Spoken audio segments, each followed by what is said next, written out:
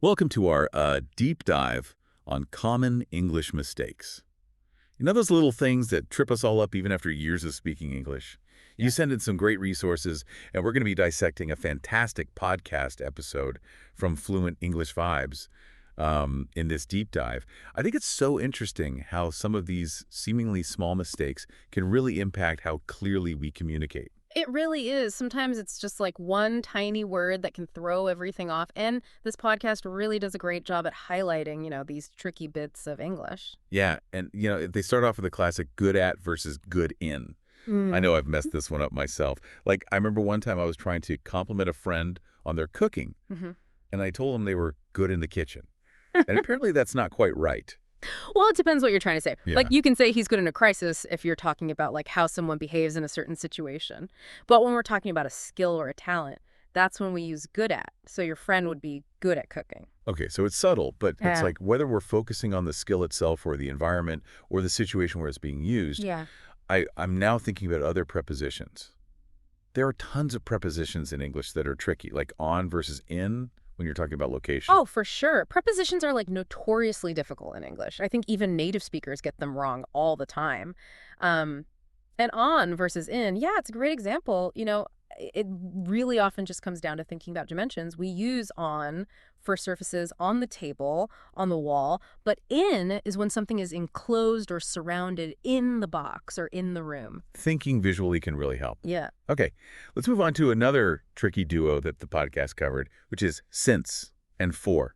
We all know the basic rule, right? Since for a point in time, for a period of time, but can we go a little deeper? Totally. I think where people get really confused is when you start mixing tenses. For example, you would say, I've lived here since 2010, present perfect tense, because you're talking about something that's continuing. But if you use the simple past tense, then you would say, I lived there for 5 years. You're focusing on the duration that's already completed.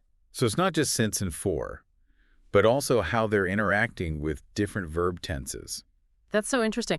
I wonder if there are any like interesting historical tidbits about how these words like evolve to have these specific Oh, meanings. I'm sure there are. Yeah, I think our listeners would love to explore that. I can look into that. Yeah. Okay, so speaking of remembering, let's talk about say versus tell, another pair that people often mix up. And the podcast gave a really interesting tip about how to get it right. It has to do with like who you're talking to, the recipient of the information. Exactly. Yeah. Yeah, so ask yourself, are you mentioning who is being spoken to? If you are, then you use tell. So you'd say, she told me she was coming. But if you're not mentioning the person you're talking to, then you use say, like, she said she was coming. Yeah, I feel like once you get the logic behind this rule, it becomes so much clearer. Yeah.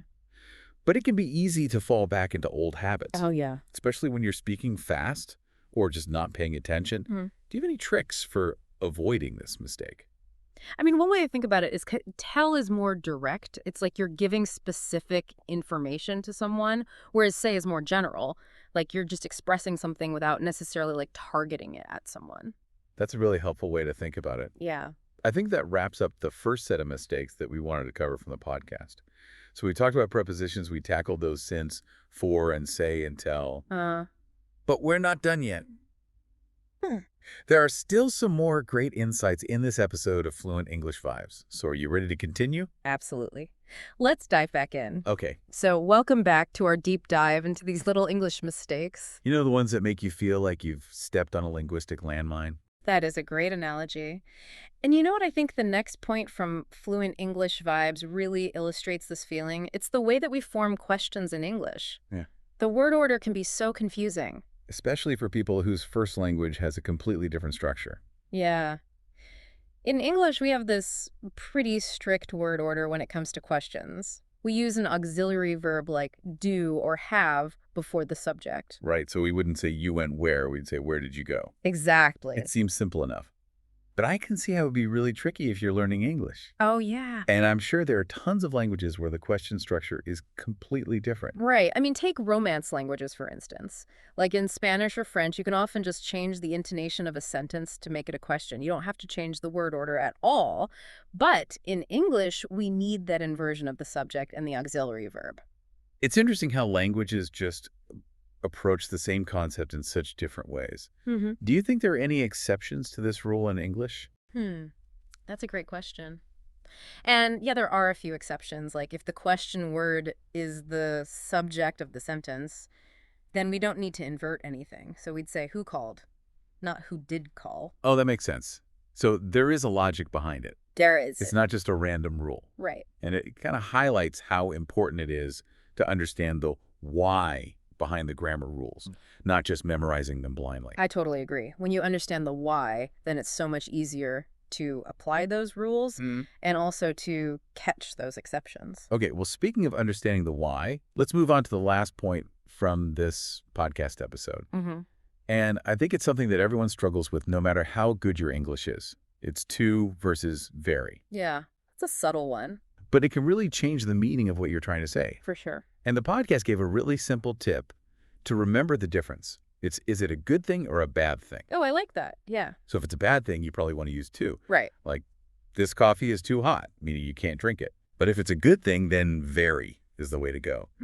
This cake is very delicious. Makes me want cake. Me too. Yeah. So basically, to implies that there's something excessive, like it's beyond what's desirable, whereas very just makes the adjective stronger. Exactly. And that distinction is really important when you're giving feedback or expressing an opinion. You don't want to say your presentation was too interesting. Right. That sounds kind of sarcastic. Yeah. Almost like an insult. Yeah. So you'd say your presentation was very interesting. Much better. So those small word choices, Yeah. they really can have a big impact. Are there any other intensifiers that we could use besides very? I'm trying to think. Oh, yeah. Tons. You could use extremely, highly, remarkably, incredibly, or exceptionally. English has a lot of really nuanced vocabulary. And that just highlights the fact that we are all language learners, no matter how long we've been speaking English. Absolutely. It's an ongoing process. Yeah. This segment was great. We talked about word ordering questions and the nuance of to versus very, but we are not done yet. There's actually one more segment left in this deep dive. Fluent English Vibes had even more specific advice for how to avoid making these mistakes. Yeah, I'm excited to dig into those. Me too. So let's take a quick break, and then we'll be back with those tips and tricks to help you master these little bits of English. All right, so we're back for the final part of our deep dive, and we're looking at those common English mistakes. And in this last segment, we're really focusing on those practical tips that we can all use, like how to actually avoid making these mistakes in the first place. Fluent English Vibes had some really great advice on this. Yeah, they really did go beyond just, explaining the rules. They gave us some really practical stuff.